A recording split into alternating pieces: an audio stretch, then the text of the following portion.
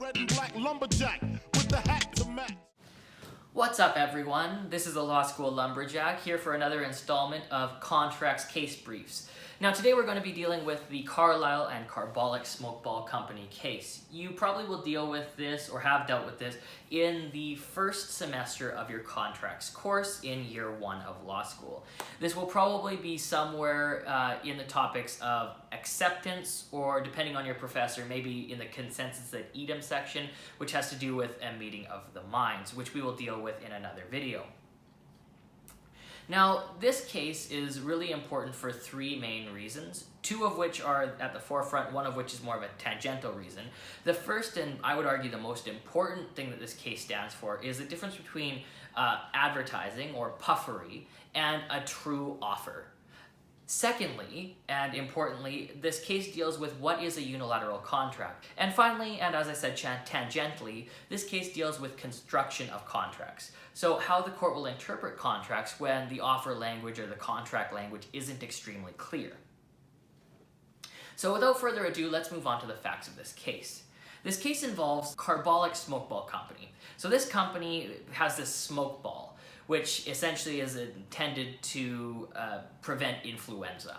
So in an advertisement, they say that they'll give £100 to anyone who gets sick after using the product based on the terms that they set out in their advertisement, and still get sick from influenza.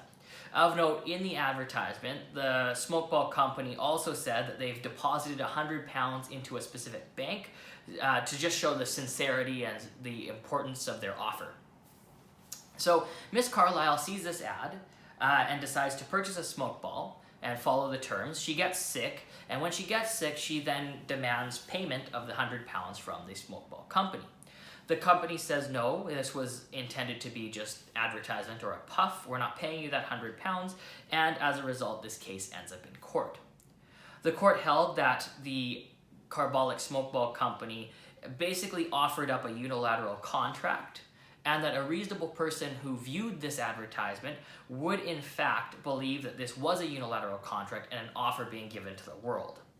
Of note, something that made this contract seem, or this offer seem less than a puff or to be a true offer, was that within the advertisement, the company specifically stated that they put £1,000 into the bank. So it added some credence to their offer, and a reasonable person looking at this situation would, in the court's mind, honestly believe that this was an offer being made to the world.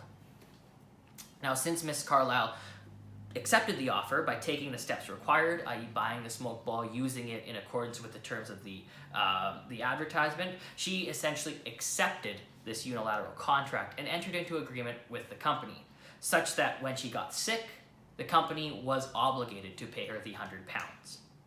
So that's kind of the facts of this case, the ratio being that if one makes an offer that is not a puff, and one takes steps to accept that offer, then it creates a contract between the two parties. Now, the application of this case is a lot more important than simply the ratio.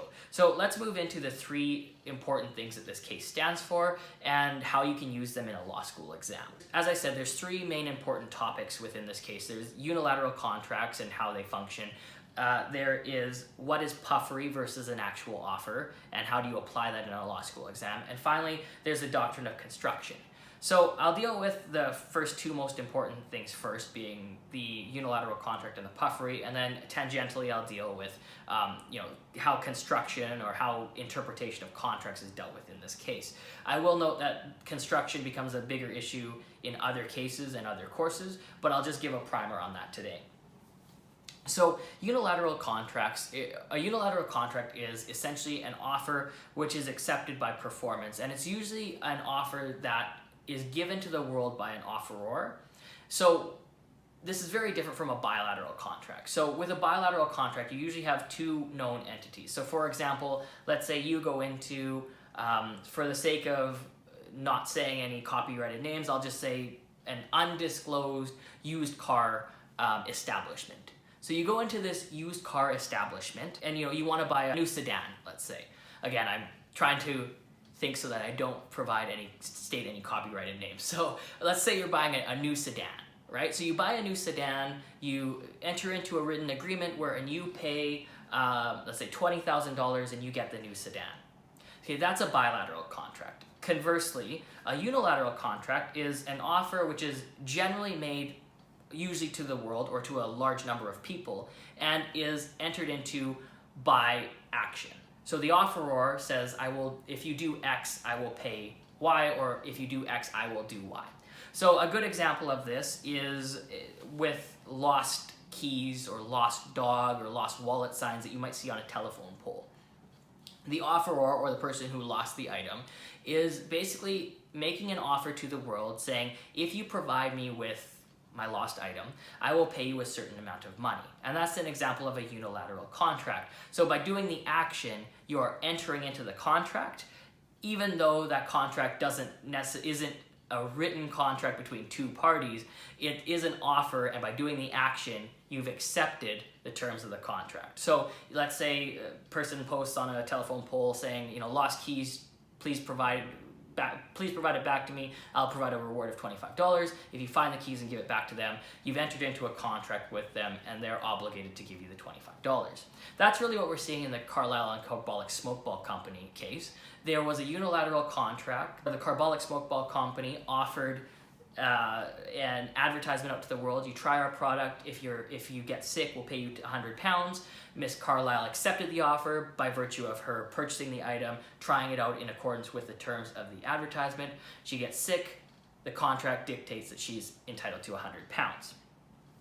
Now, the second and very important aspect of this case is what is puffery versus an actual offer, and how will the courts interpret that. So you might imagine this in a law school exam or just in your day-to-day life. And in order to determine what is puffery versus an actual offer, the courts will look to the circumstances and if an average person viewing that advertisement would view it as a true offer. So for example, in this case, the £100 being deposited in a bank by the smoke ball company added credence to their offer. And essentially, a reasonable person viewing that advertisement would truly believe that if they got sick, £100 would be paid to them.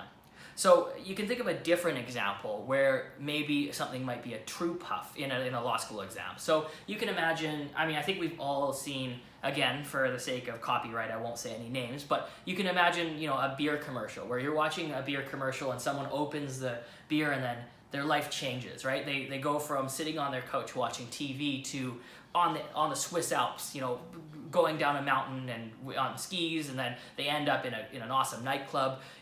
That, I think, if that showed up on a law school exam, I think I would argue, very entitled to suggest that might be puffery if a person sued the beer company because by opening the can of beer, they didn't end up in the Alps and didn't end up in a nightclub. So really what you have to look to is the words and actions of the offeror, in this case, the Carbolic Smoke Ball Company, or in the hypothetical law school exam question, the beer company, and see if their actions and words really were intended to lead to a contract.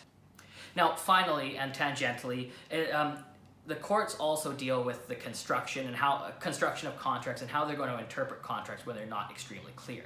So I think that because the smoke ball company never really intended this to be an offer, the terms of the contract or the terms of the offer weren't extremely clear. And what the court says in this case is that if the offer, by its plain language, isn't extremely clear, what the court's going to do is they're going to look at all the different facts surrounding the case and come up with a proposive answer for the terms of the contract. And so subsequent cases and subsequent videos on this channel, what you'll see is really this is kind of the start of what we call the golden rule of the modern rule of statutory or contractual interpretation. But again, that just kind of is a primer of, basically if something's unclear in a contract, the court's probably going to look to different facts surrounding that case to determine whether or what the terms of the contract are.